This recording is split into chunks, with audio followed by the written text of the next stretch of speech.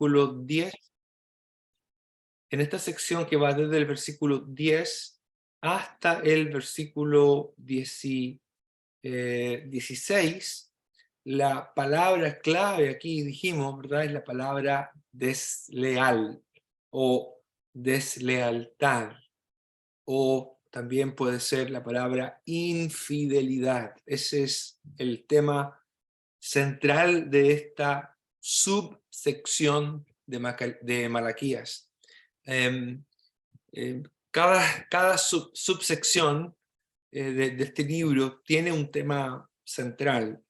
Lo llamativo, ¿verdad? En este caso es que en esta sección la palabra que se ocupa para hablar de deslealtad aparece solamente aquí, en esta sección, aparece 5 veces en estos versículos del 10 al 16.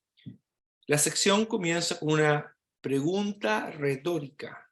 Una pregunta retórica se refiere a una pregunta cuya respuesta es obvia.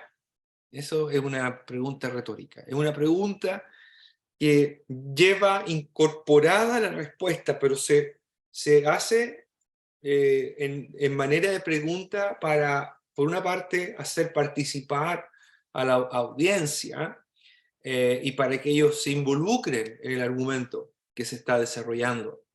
Entonces, cuando se dice, por ejemplo, si alguien dice, cuando alguien dice, por ejemplo, en septiembre, ¿cómo nos vamos a comer empanadas? Es una especie de pregunta, ¿verdad? Cuya respuesta está diciendo, vamos a comer empanadas. O sea, es imposible no comer empanadas en septiembre, ¿verdad? Es una pregunta. Comamos, ¿verdad? No está diciendo, no está poniendo en duda si vamos a comer o no, está diciendo, comamos. Pero al decir, comamos, está invitando, obviamente, a que se haga lo que se está aparentemente preguntando. Así que una pregunta retórica lo que busca es, en el fondo, afirmar algo, pero lo hace en manera de pregunta para que los que están escuchando o leyendo se involucren en el argumento. Entonces, cuando el autor dice, no tenemos todos un mismo Padre, no nos ha creado un mismo Dios, la respuesta a esa pregunta es sí. ¿No tenemos todos un mismo Padre? Sí, claro que sí, todos tenemos un mismo Padre. ¿No nos ha creado un mismo Dios? Sí, por supuesto que sí, hemos sido creados por el mismo Dios. Esas dos primeras preguntas, ¿verdad?, son las preguntas retóricas. Pero inmediatamente después de esa pregunta retórica viene otra clase de pregunta que es diferente, que comienza con la expresión ¿por qué? ¿Por qué entonces?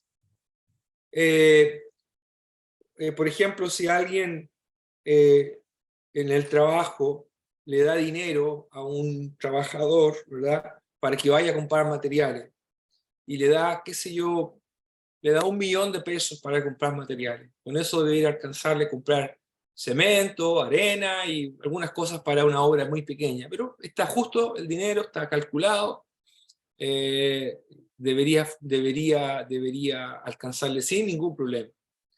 Pero entonces al rato después llega la persona y apenas llega con 2 sacos de cemento. Entonces la pregunta le dice, la persona a la que le dio el dinero le va a decir, ¿no te di $1.000.000 para comprar materiales? La respuesta a esa es una pregunta retórica. ¿Acaso no te di $1.000.000? La respuesta es sí. La otra pregunta que viene después es, ¿por qué entonces solamente trajiste un saco de cemento? ¿Okay? Algo similar es aquí. La pregunta retórica sirve para preparar la pregunta que es más seria, ¿verdad? En el fondo, la pregunta retórica está afirmando una verdad.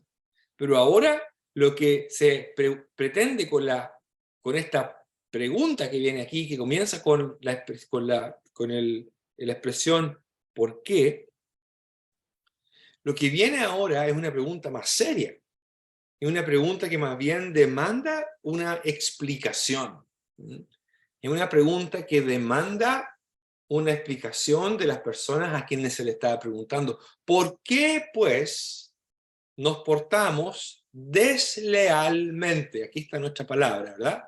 El uno contra el otro.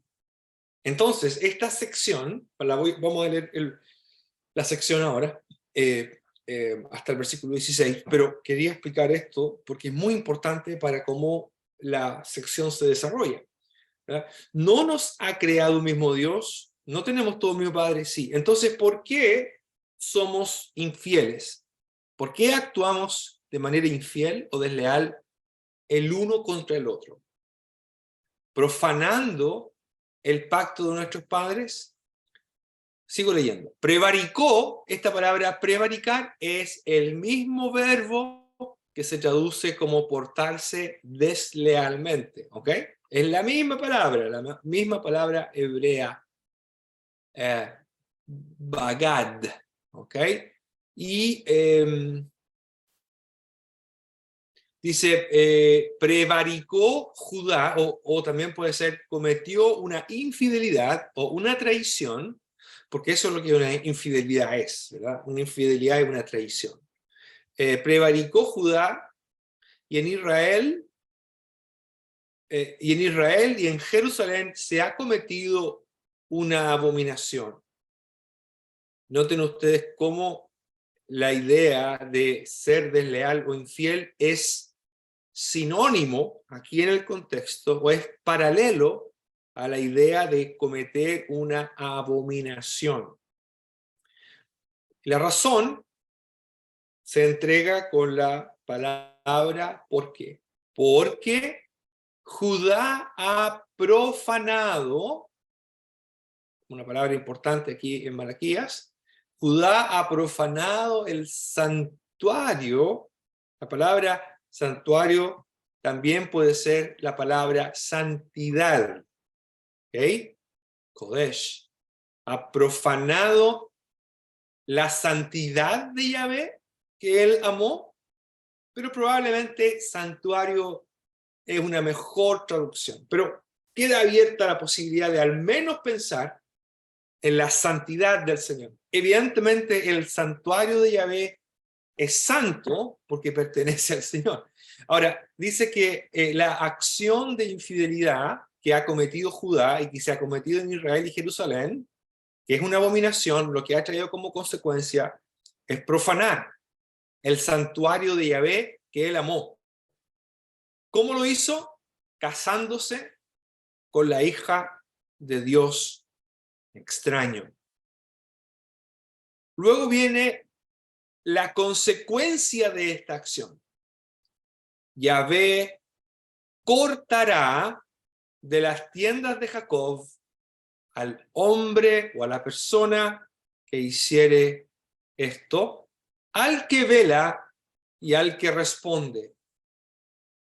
Incluso, o aunque, yo hice bastante énfasis en esto, no sé si se acuerdan, que este y que aparece aquí, este y que aparece aquí es, debería traducirse como aunque ofrece ofrenda, incluso si ofrece ofrenda a Yahvé de los ejércitos.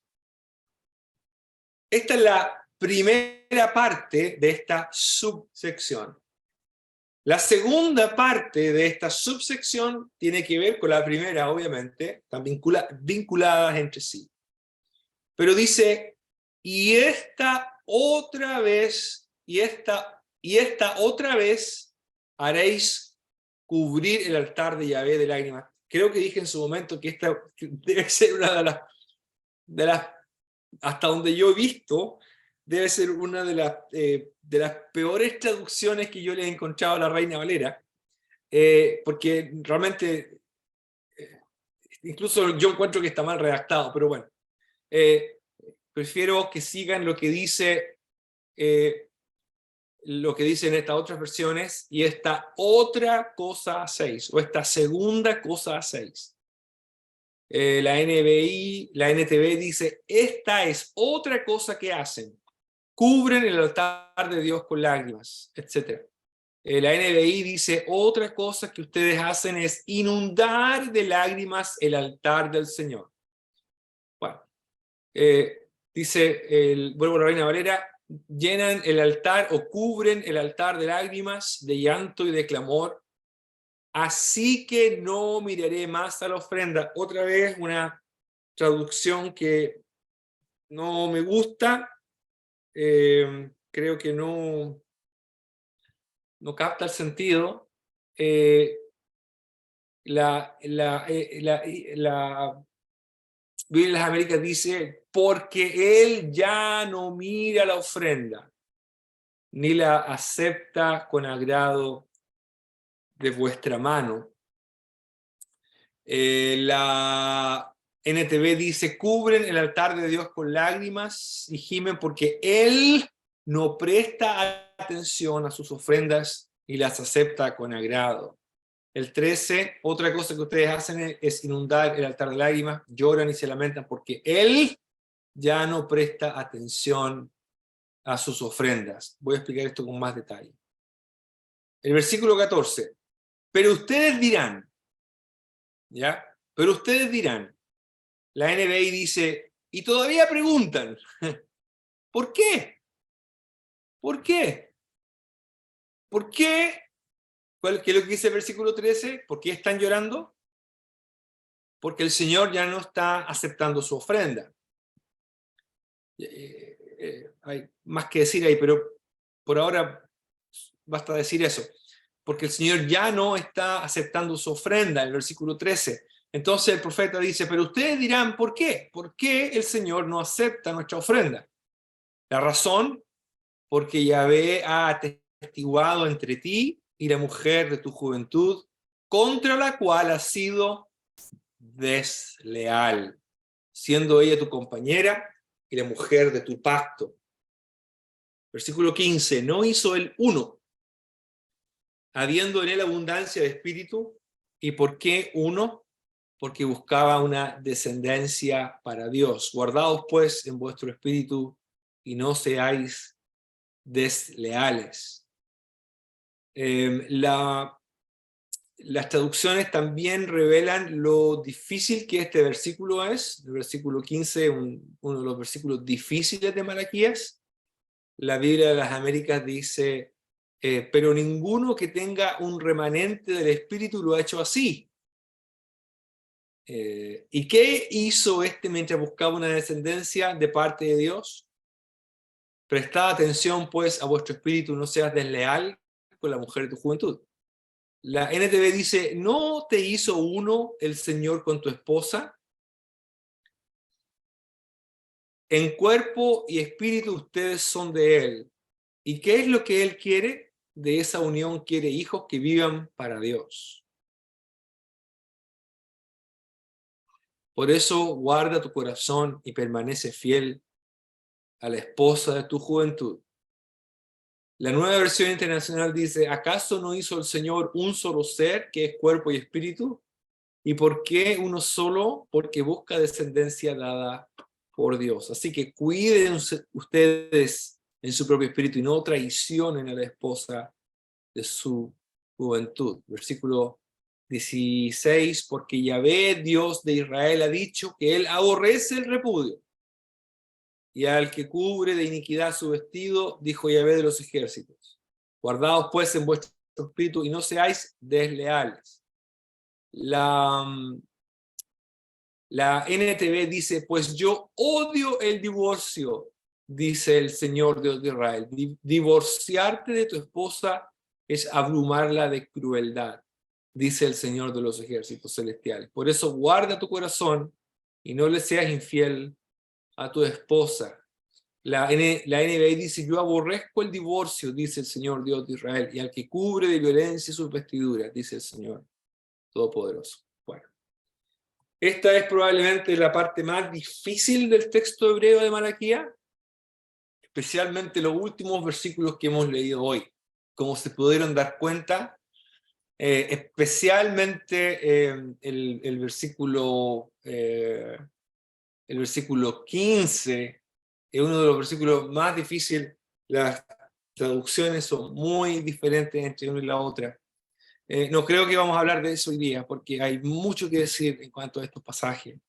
Mencionaba yo aquí que la palabra central de esta subsección, la idea principal, los niños cuando estaban en clase tenían que ver la idea principal. ¿Cuál es la idea principal? Bueno, la idea principal de esta subsección está dada por la palabra deslealtad.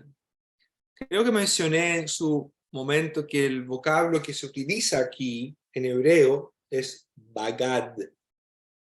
Bagad, que en hebreo la palabra para un manto con el cual uno se cubre es beged, viene de la misma raíz. Y algunos piensan que la idea de deslealtad aquí tiene la idea de encubrir algo. Puede ser, en realidad una infidelidad o la deslealtad por lo general se trata de cubrir, ¿no? Se trata de tapar, se trata de esconder, ¿no? Para que no se descubra. Pero lo que el Señor está aquí haciendo entonces es descubrir una deslealtad que es tanto espiritual como moral, en este caso directamente relacionado con el cónyuge. Hay una deslealtad hacia la esposa, así termina el pasaje, ¿verdad? Hay una deslealtad hacia lo que dice Malaquías, la mujer de tu juventud. Pero también hay una deslealtad espiritual hacia el Señor. Y la deslealtad espiritual es lo que va a guiar a la deslealtad marital. Eso es la razón, ¿ok? Así que la sección, esta subsección compuesta de dos partes, enfatiza la idea de deslealtad. Y el hecho de que la sección comience con esta pregunta retórica, dice, no tenemos todos un mismo Padre. No nos ha creado un mismo Dios. Aquí el contexto obviamente es Israel. Israel es un mismo pueblo. Tiene un mismo Padre, por decirlo así. Todos fueron creados por Dios, y no solamente en términos de la creación del mundo y de la tierra y del ser humano, sino en términos de una creación como familia, una creación como nación. Todos tienen en común al mismo Dios. Ahora, cuando hay personas en un grupo, cuando hay personas dentro de un grupo que tienen el mismo Padre, esas personas se llaman hermanos, ¿verdad? Tienen el mismo Padre. Y en general, ¿verdad? En general, lo que existe dentro de una familia es lealtad. Eso es lo que existe dentro de una familia. Uno no piensa en ser desleal o tratar de manera desleal a un miembro tan cercano como un hermano o una hermana. Por eso es que el profeta dice, ¿por qué si tenemos un mismo Padre, si en el fondo somos la misma familia, si hemos sido creados por Dios, si somos parte de la misma nación, si estamos bajo el mismo pacto, si tenemos las mismas promesas, si disfrutamos de las mismas bendiciones, ¿por qué estamos actuando así? ¿Por qué estamos actuando de manera desleal? Obviamente, si uno piensa en una aplicación en cuanto a esto, la primera aplicación que uno puede pensar es la iglesia. Tenemos también un mismo Padre. Hemos sido creados, somos una nueva creación. De ahí entonces que la sola idea de actuar deslealmente hacia alguien, sobre todo en este contexto que tiene aquí que ver con el matrimonio y todo eso, es sencillamente escandaloso pensar que un hermano quiera causar un daño tan grande a su prójimo, a su hermano que tiene el mismo padre, actuando de esta manera. La traición, sin embargo, entre paréntesis, el tema principal aquí no es el divorcio, ¿ok?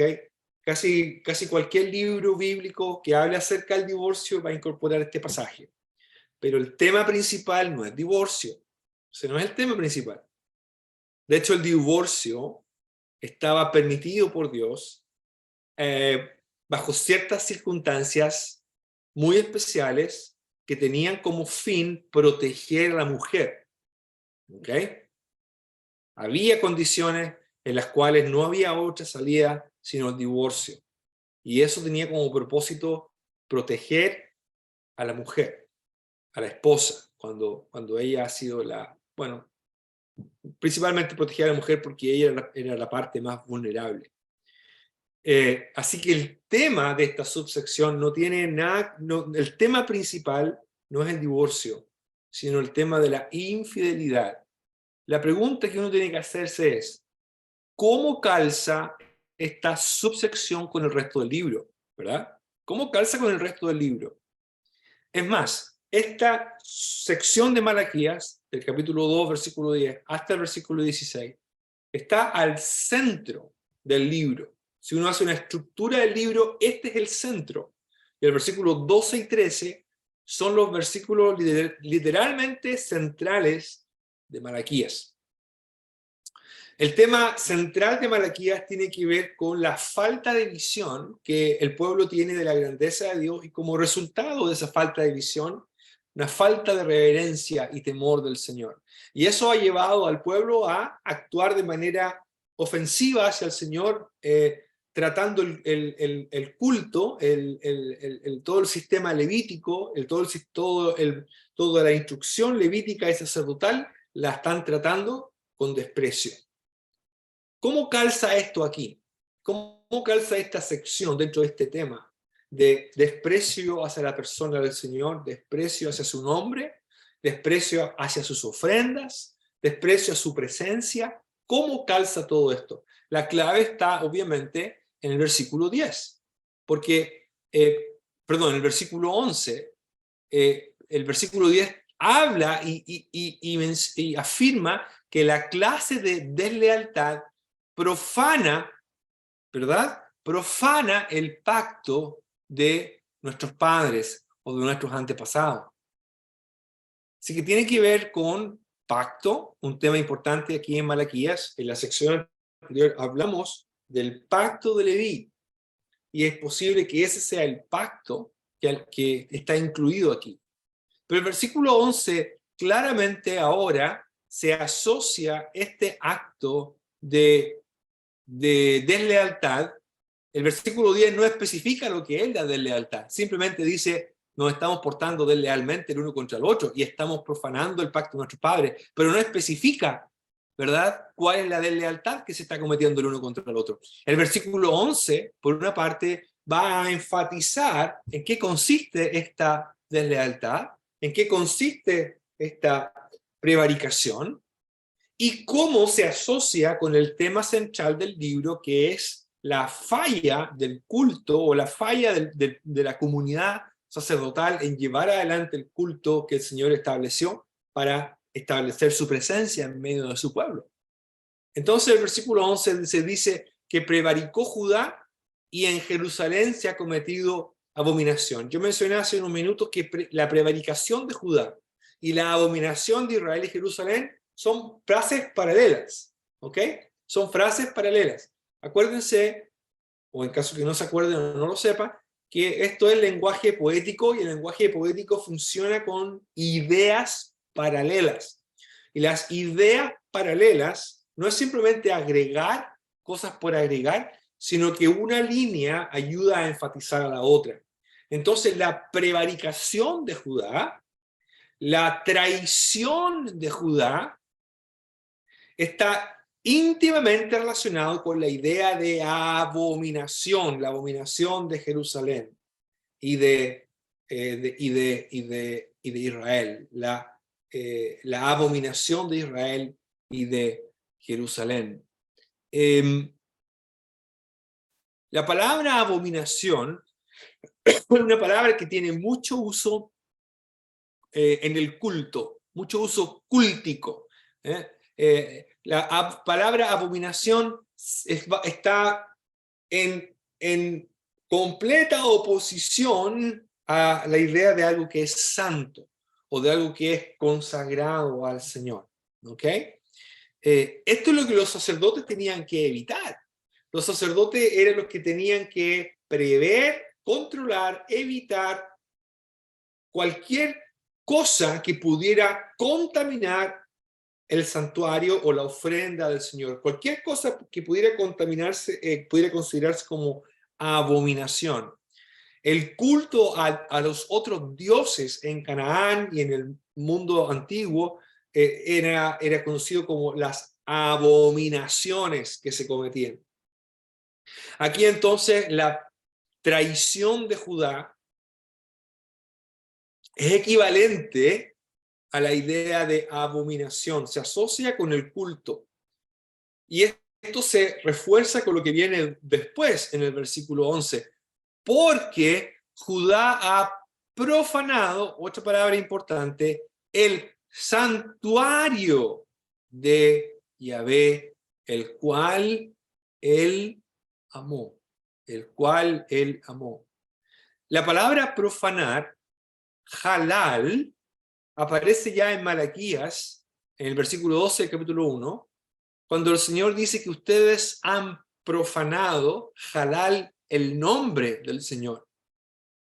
Ahora, creo en su momento mencioné que en hebreo la palabra profanar es halal, con una J fuerte, halal, y la palabra alabar es la palabra halal, con una especie de G, una H muy suave, halal, de donde viene la palabra aleluya, aleluya, donde claramente hay una intención de contrarrestar una cosa y la otra. Halal, halal. El nombre del Señor tiene que ser halal, exaltado, alabado, y no halal, no profanado, que es lo que ellos estaban haciendo.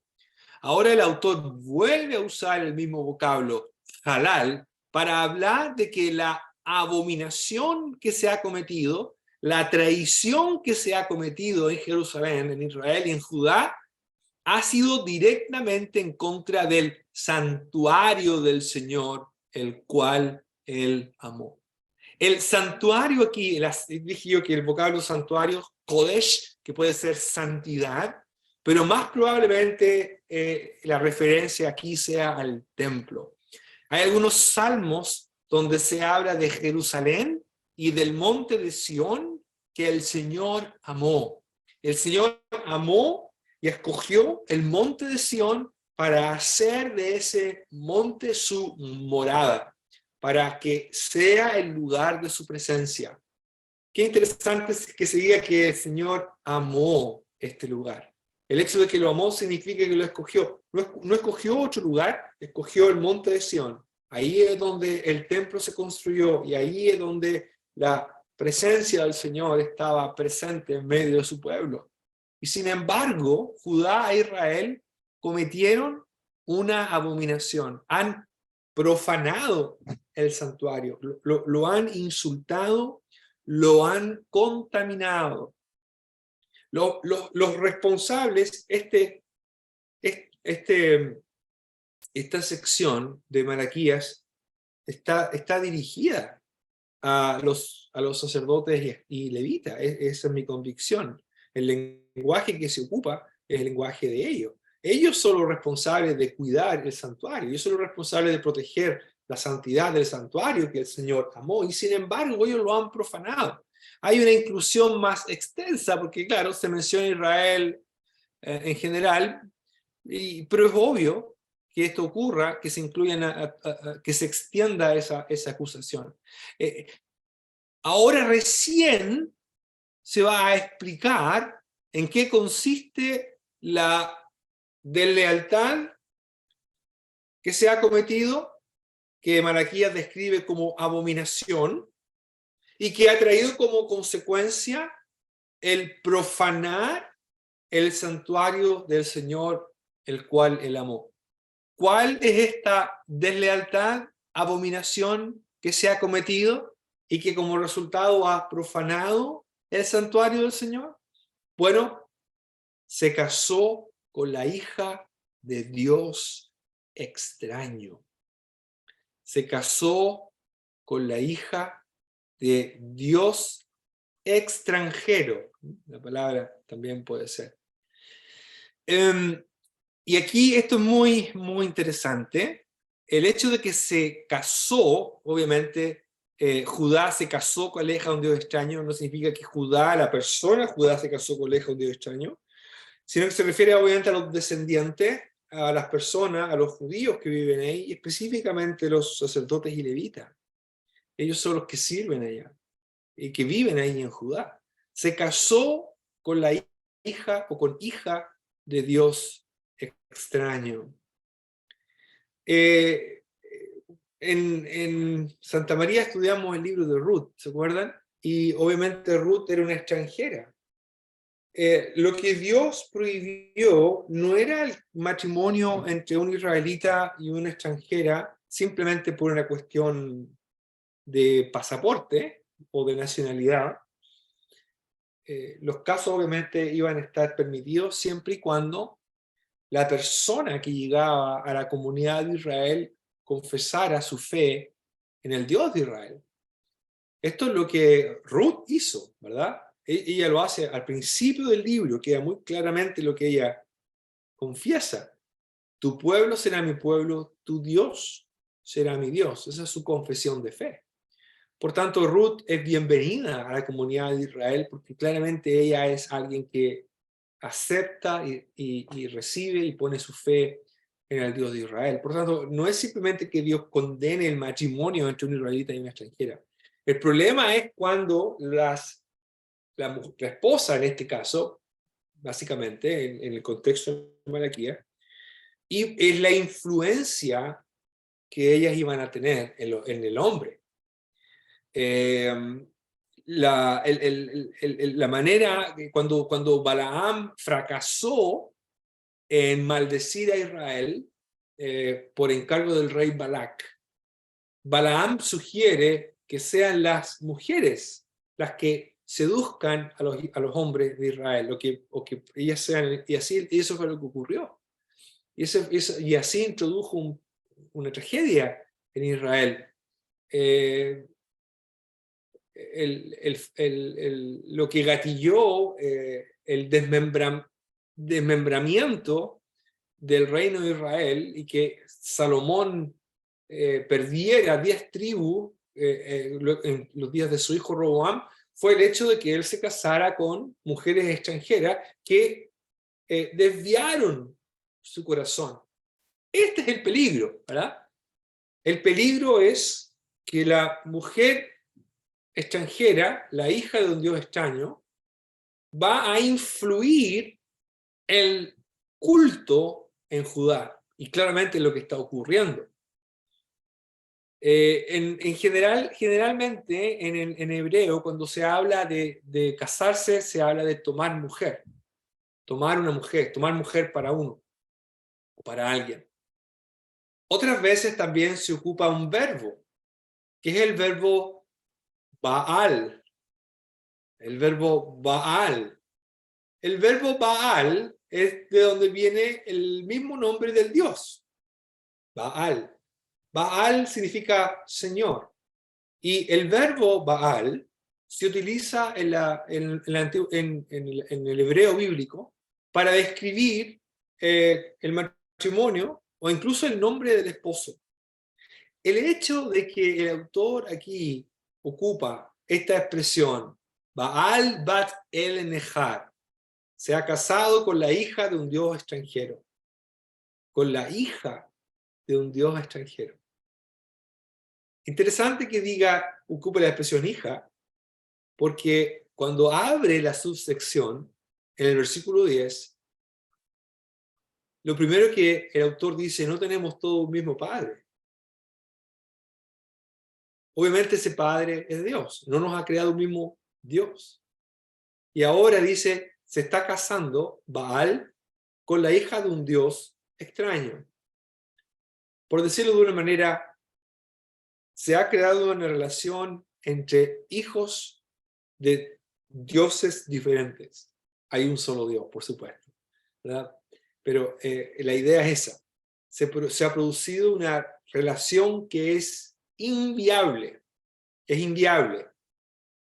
Y el hecho de que se ocupe el verbo Baal, para mí, sugiere y refuerza la idea de que lo que está pasando aquí es la introducción de idolatría en los días de esta generación post-exílica.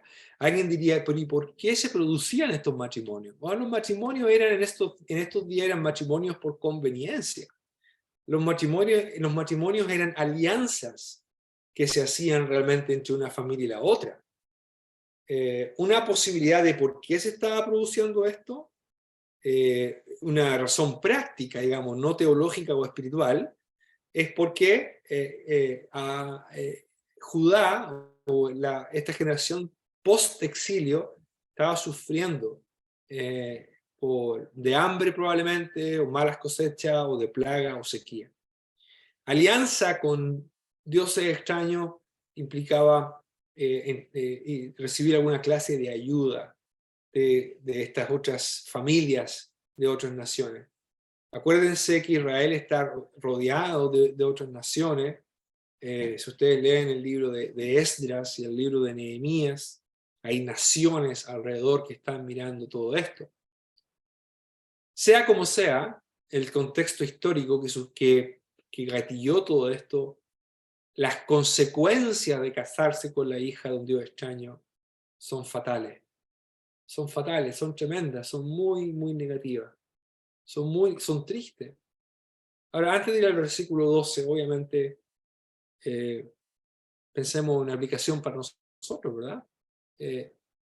Una de las cosas que más uno espera como padre es que nuestros hijos se casen bien, y cuando alguien dice casarse bien, no es que se case con alguien que tiene plata, sino que se case bien porque el cónyuge con quien se va a unir sea una persona que ama a Dios y teme al Señor.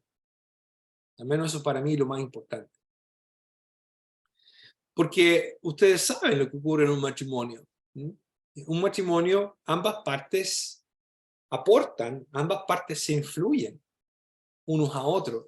Y claramente uno de los cónyuges va a influir a otro en la parte espiritual también.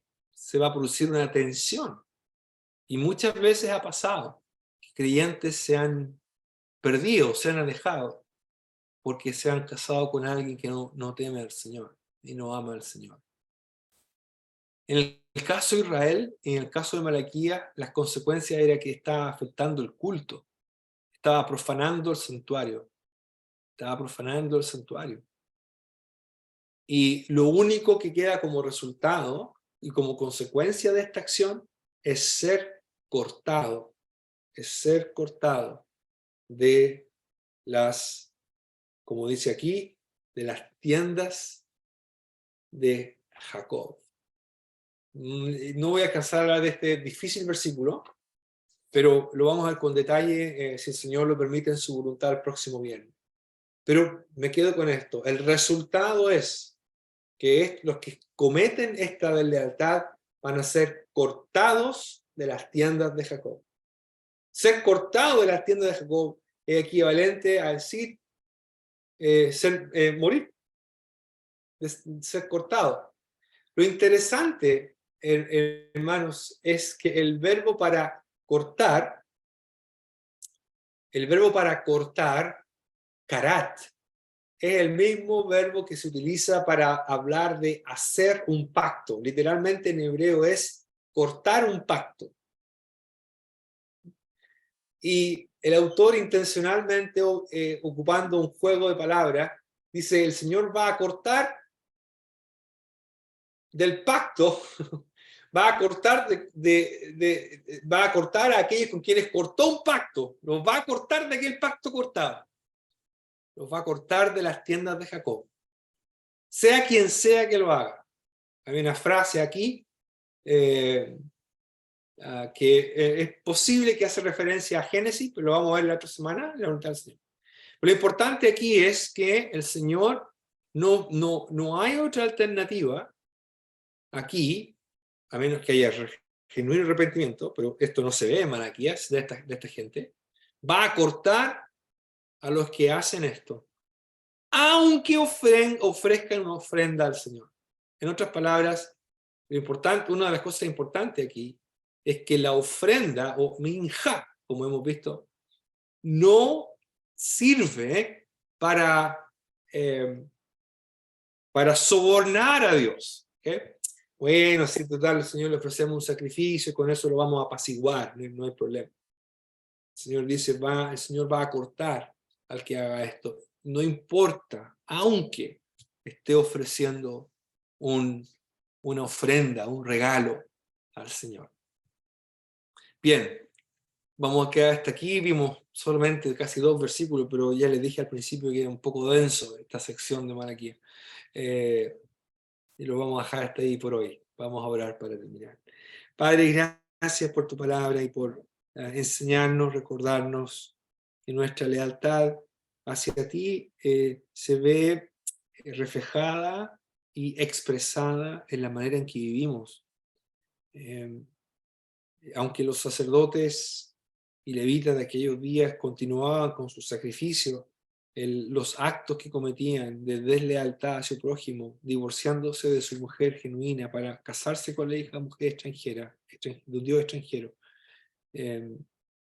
estaba trayendo como consecuencia contaminar el santuario. Padre, ayúdanos a nosotros mantener nuestra vida santa como tú esperas que sea, siendo fieles a nuestras familias, siendo fieles a nuestros cónyuges, siendo fieles a ti, siendo fieles en nuestro servicio, siendo fieles, siendo leales, como tú mereces que seamos. Padre, te agradecemos este tiempo, bendice a los hermanos aquí, guárdales, ayúdales, en el nombre del Señor Jesús. Amén.